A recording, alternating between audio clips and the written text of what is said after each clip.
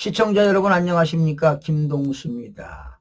조선일보의 양상훈 주필이 칼럼을 썼는데요. 글 제목 이렇습니다. 국힘 50만 표 이기거나 500만 표 지거나. 이게 무슨 뜻일까요? 참 의미심장한 칼럼인데요. 이거를 여러분들에게 논평을 해드리겠습니다. 여러분들의 생각은 어떠한지 한번 고민해 보시기 바랍니다. 자, 탄핵 사태 속에 선거운동을 할 수 없었던 국민의힘에서도 대선 움직임이 본격화하고 있다. 그러니까 지금 탄핵 관계 때문에 국민의힘에서는 어떤 대선 움직임이 없었잖아요. 대통령이 뭐 인용될지 기각될지 몰랐기 때문에. 그런데 이제 탄핵이 돼서 파면이 되다 보니까 이제 국민의힘에서 출마 선언이 이제 계속 이어지고 있는 것이죠. 자, 이 대선 주자들은 경력과 능력에서 민주당 전 대표에 비해 모자라는 것이 없다. 그렇죠. 국민의힘 출마 선언한 사람들은 이재명 대표보다 모자란 게 없어요. 그런데 국민 내부는 패배의식이 깔려 있다는 무거운 분위기다. 왜 그럴까요? 윤석열 대통령의 비상계엄이 이재명 전 대표에게 큰 길을 열어줘 버린 상황에서 해볼 도리가 없는 것 아니냐는 좌절감이다. 그렇죠. 윤석열 대통령의 비상계엄을 반대하는 측도 있고 찬성하는 측도 있기 때문에 이런 문제가 이제 야기될 수가 있겠죠. 그러나 국힘 입장에서도 포기하기엔 이른감이 있다. 왜 포기합니까? 무엇보다 이재명 전 대표의 득표 기반이 제한적이다. 지금 이재명 대표예요. 득표는 한정돼 있습니다. 한정돼 있어요. 그런데 이재명 대표는 비호감도도 높거든요. 갈수록 높아지는 것 같아요. 자, 이 전 대표 한 사람에 대한 비호감도는 여론조사마다 늘 60% 안팎으로 나타났다. 오늘은 지금 67%까지 나타났습니다. 자, 그렇다면 이재명 대표는 확장성에 한계가 있을 수밖에 없다. 당연한 걸 지적하고 있습니다. 지난 2월에 한국갤럽 조사에서 이 전 대표를 대통령으로 적극 지지한다. 26%였는데 절대 지지 않는다. 41% 나타났습니다. 절대로 지지하지 않는다. 그러니까 지지하지 않는다가 높다는 거 아닙니까? 다른 조사에서는 이 전 대표에 대한 비호감도는 61%였다. 뭐 조사기관마다 다르긴 다른데요. 오늘은 67%까지 나왔습니다. 1987년도 대통령 직선제 도입 이후에 50% 이상 득표한 사람은 박근혜 전 대통령입니다. 51.5%였습니다. 그리고 이 전 대표는 2022년 대선 때 47.8%를 얻었다. 이건 잘못된 겁니다. 2022년도요, 윤석열 대통령하고 이재명 대표하고 대통령 선거할 때 중앙선거관리위원회가 부정선거했습니다. 그래서 무려 더불당에다가 224만 표를 부정선거, 그러니까 사전투표할 때 224만 표를 줬는데도 윤석열 대통령이 20 몇만 표 차이로 이겼거든요. 엄청나게 이긴 겁니다, 사실은. 그러니까 47.8%가 아닙니다. 이 전 대표에 대한 비호감도가 단시간 내에 바뀌기 힘들다는 점에서 이번 대선에서도 이 전 대표는 47%에서 51%가 득표 한계일 가능성이 있다. 제가 볼 때는요, 부정선거를 하면 47%에서 51% 나올 수 있습니다. 그러나 부정선거가 안 되면 절대로 못 나옵니다. 한계가 있습니다. 저는 그렇게 봅니다. 만약 이번 대선이 국힘 후보 대 이 전 대표의 양자 대결로 치러지면 국민의 후보가 윤 전 대통령처럼 0.7% 정도로 근소하게나마 승리할 여지가 전혀 없지는 않다는 뜻이다. 지난번에 윤석열 대통령이 0.76%로 이겼거든요. 상대방이 부정선거 했는데도 그렇습니다. 그러려면 몇 가지 전제 조건이 충족되어야 한다라는 것이죠.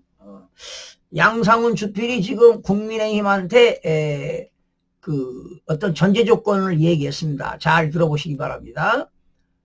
국힘에서 내부 경선이 큰 잡음이 없어야 돼요.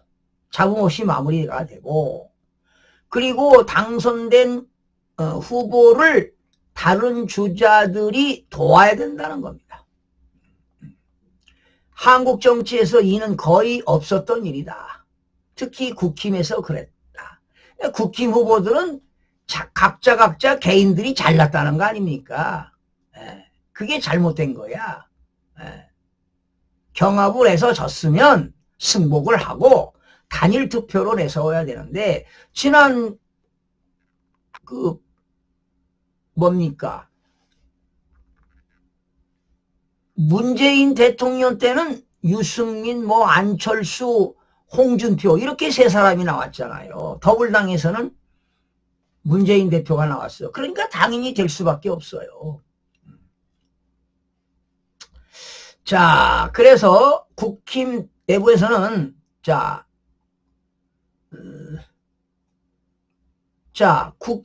만약 국힘이 허들을 넘는다면 대선 승부는 어느 정도 해볼 만하게 바뀔 것이다. 그렇죠. 한 주자가 나와야 돼요.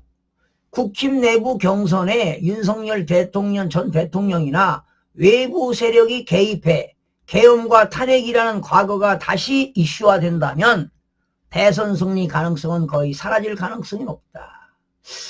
어느 정도 일리가 있는 겁니다. 자꾸 계엄하고 탄핵을 가지고 자꾸 개입하는 것도 문제가 있는데, 국민의힘에서는요 중도층을 흡수해야 돼요. 그러기 위해서는 계엄 탄핵에 대한 이야기를 하지 않고 앞으로 국민의힘이 어떤 정책을 가지고 운영하겠다. 그리고 단일 후보를 내야 됩니다. 단일 후보. 자, 그렇다면 다시 계엄과 탄핵이라는 이슈가 된다면 대선 승리 가능성은 거의 사라질 가능성이 높다. 틀린 얘기는 아닙니다. 국민의힘은 보수층만의 표로는 이길 수 없다. 당연하죠. 중도층을 끌어와야 돼요. 당연한 얘기입니다. 계엄과 탄핵을 다시 등장시키면 중도층의 혐오만 사게 된다.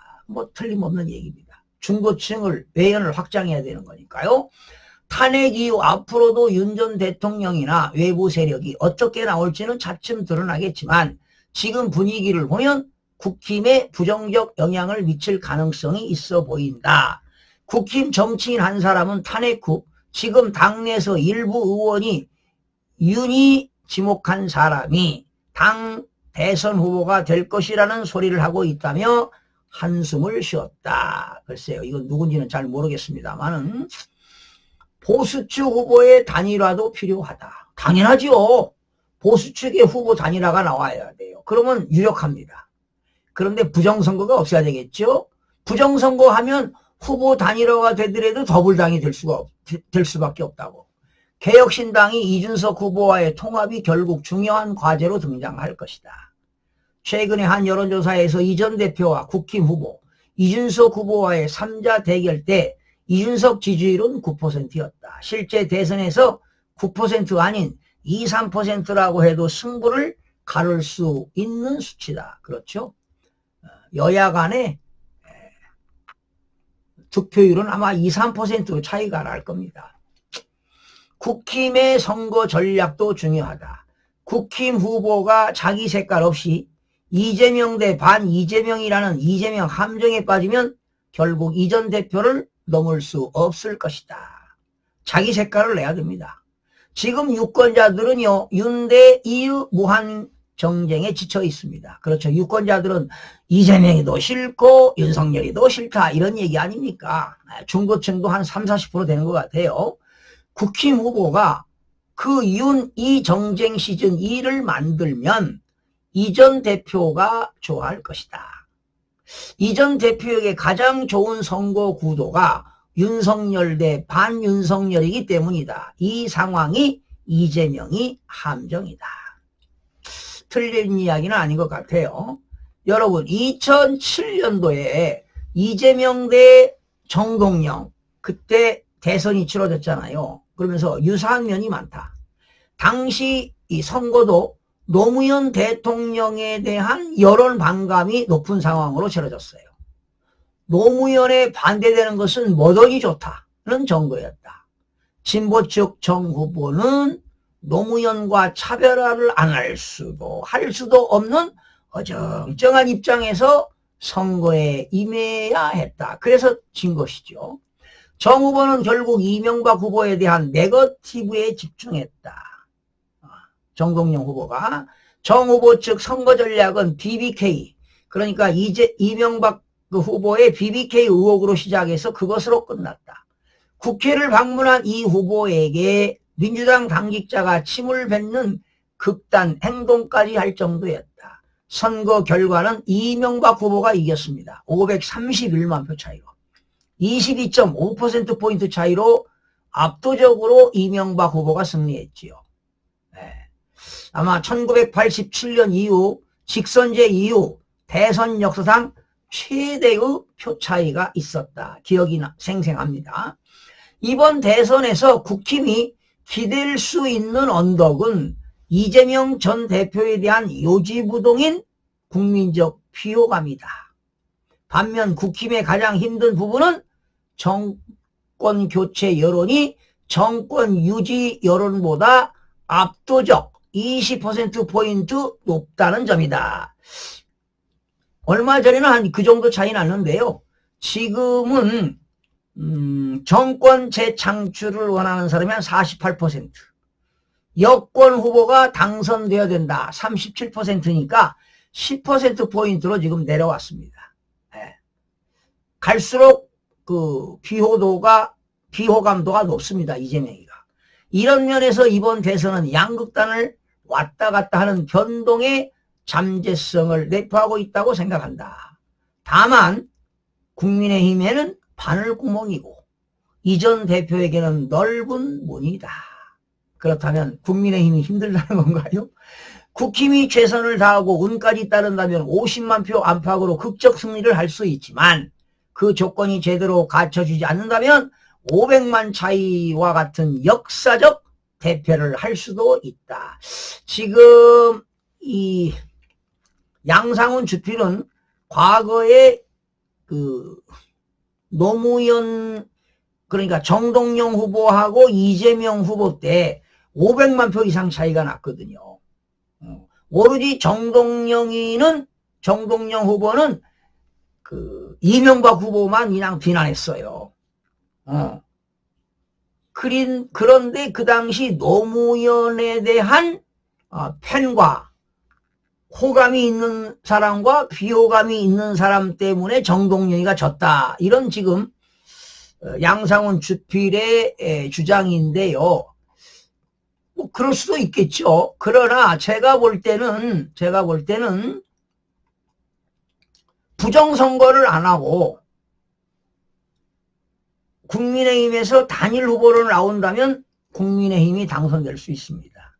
국민들이요, 이재명 후보의 비호감이 상당히 높습니다. 더불어민주당에서 다른 후보가 당선되는 건 좋은데 이재명만은 안 된다는 여론이 많습니다. 비호감이 67%까지 올라가고 있기 때문에 가면 갈수록 더할 수도 있습니다. 지금 대선을 앞두고요. 이재명이는 법원에 재판받기 바쁘고요. 여러분 이런 자가 대통령 후보가 되면 되겠습니까? 또한 대통령에 당선되면 되겠습니까? 여러분 전과 사범에 지금 12개 혐의로 5개 재판을 받고 있습니다. 그런데 문제가 되는 건요. 만약에 열에 하나 이재명이가 6월 3일 날 대통령에 당선이 되었다. 그렇다면 재판받고 당선 이후에 계속 재판이 이어지는데 징역형이 되면 어떻게 되느냐?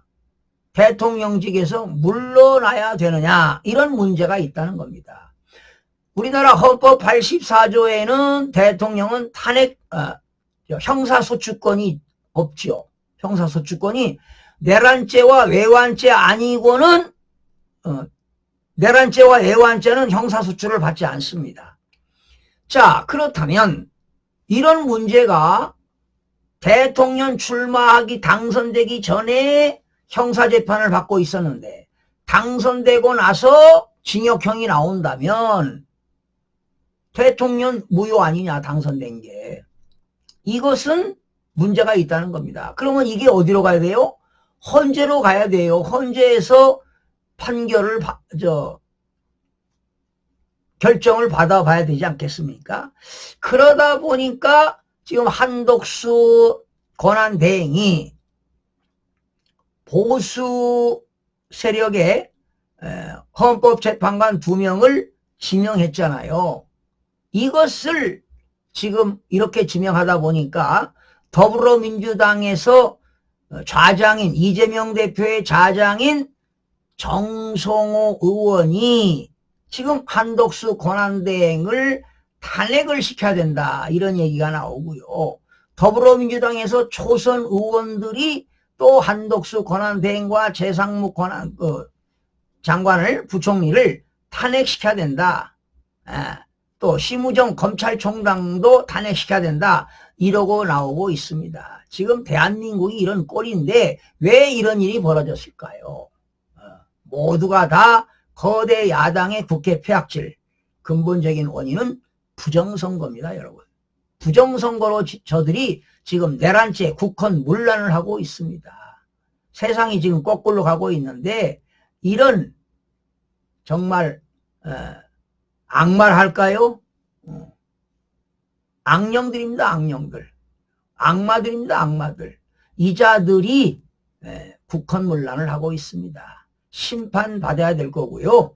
국민들이 6월 3일 날 당일 선거에서 꼭 심판해야 할 것으로 보입니다. 시청자 여러분, 고맙습니다.